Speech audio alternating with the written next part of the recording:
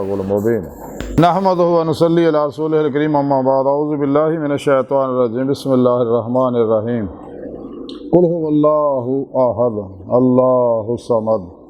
لم يلد ولم يولد ولم يكن له كفوا احد صدق الله مولانا العظيم وصدق رسوله النبي الكريم لا الہ الا اللہ محمد رسول اللہ قرۃ عین بک یا رسول اللہ صلی اللہ علیہ وآلہ وسلم لبیک غد وہند لبیک لبیک یا غوث اعظم لبیک لبیک یا حسین لبیک لبیک یا رسول اللہ لبیک لبیک اللہم لبیک ازل تو لے کے اب تک اللہ سونے دی بے حد حمد و ثنا اللہ دے پیارے حبیب تے بے شمار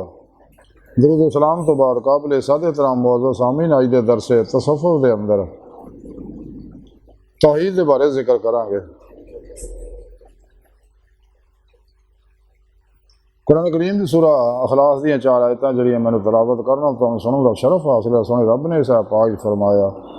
کہہ دیو اللہ ایک ہے، اللہ بے نیاز ہے،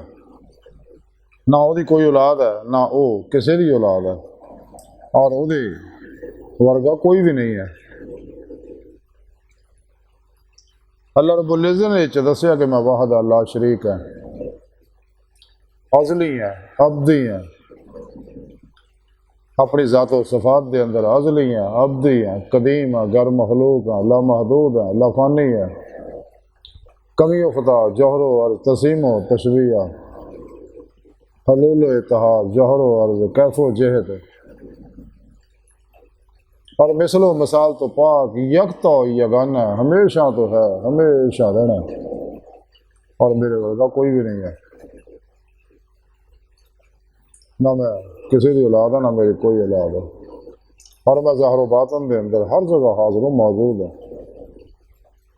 اور مینوں اپنی ذات نہ محبت ہوئی تو پھر میں مخلوق نے پیدا کیتا تاکہ مخلوق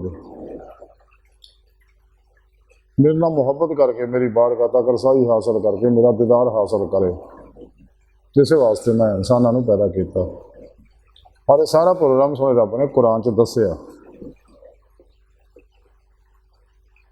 اور وہ طریقہ بھی دس دیتا کہ تسی پھر پیشوا دے رہے وابتغوا الوسیلہ وجاہدوا فی سبیل اللہ لعلکم تفلحون والذین آمنوا اشد حبا للہ قل ان کنتم تحبون اللہ فتابونی یحببکم اللہ وما خلقت الجن والانس الا لیعبدون، کہ تسی پھر پیشوا دے رہے میرے پیارے حبیب صلی اللہ علیہ وسلم دی نگاہ دعا توجہ مدد نہ میرے فضل و توفیق نہ میرے عطا کردہ نور نہ میری بارگاہ تک رسائی حاصل کر کے دل دی آئینے دل دیاں آنکھاں نہ میرا دیدار حاصل کر سکتے ہو، چونکہ جی ظاہری اکھاں دیکھنا واسطے ظاہری روشنی کی لوڑ ہے، اسی طرح دل دیاں آنکھاں نو دید مولا کرنے واسطے نوری روشنی کی لوڑ ہے، وہ اللہ عطا کردہ۔ اس واسطے انسان نے چاہتا رہتا ہے تنہائیاں رو رو کے سونے رب نو منائے، لا الہ دی نفی الا اللہ اس بات حاصل کرے، نفس شیطان دنیا ما سوا اللہ انہوں نے پجاریاں تو خلق اسباب و ارباب تو قلباً ہمیشہ لے نکل جائے، وَتَبَتَّلَ لَهِ تَبْدِيلًا وَإِلَىٰ رَبِّكَ فَارْغَب دی عملی تفسیر بن جائے، ہر لمحہ تیانے مولا ہی گزارے، اور اپنے پیر و مرشد کو اپنے نوری جاگ لو اللہ چمبے دی بوٹی لوائے، یعنی توحیدی محمدی نور نسبت اپنے دلوں سے القاء کروائے، پھر انہوں کو توحیدی رحمانی محمدی نوری کنیکشن حاصل کرے تاکہ شیطانی نیٹ ورک کا رابطہ ٹوٹ گیا، اور توحیدی محمدی رحمانی نیٹ ورک نہ نوری نیٹ ورک نہ رابطہ ہو جائے، اور انسان راہ مولا دے مسافر بن کے تلاشے مولے لگ پوے تاکہ دید مولا دی نعمت حاصل کر سکے، جس مقصد واسطے سونے رب نے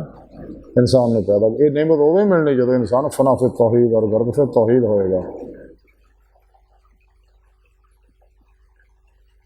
اس واسطے قلندر لاہور ڈاکٹر علامہ اقبال نے فرمایا کہ توحید کی امانت سینوں میں ہے ہمارے، آسان نہیں مٹانا، نام و نشان ہے ہمارا۔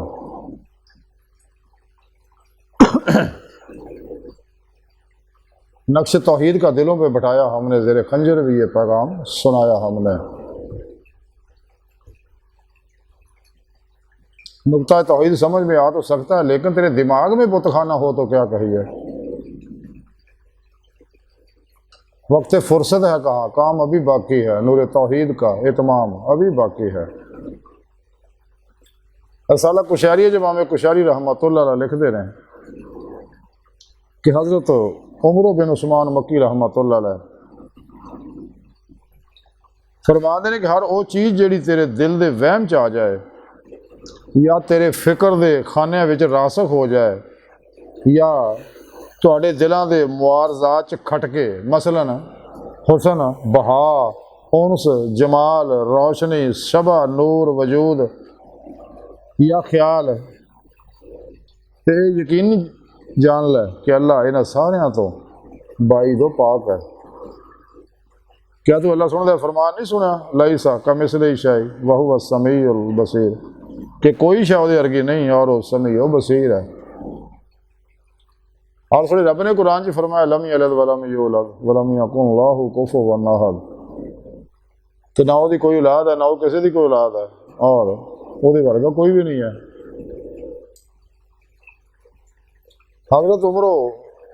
بن عثمان مکی رحمۃ اللہ علیہ فرماؤندے نے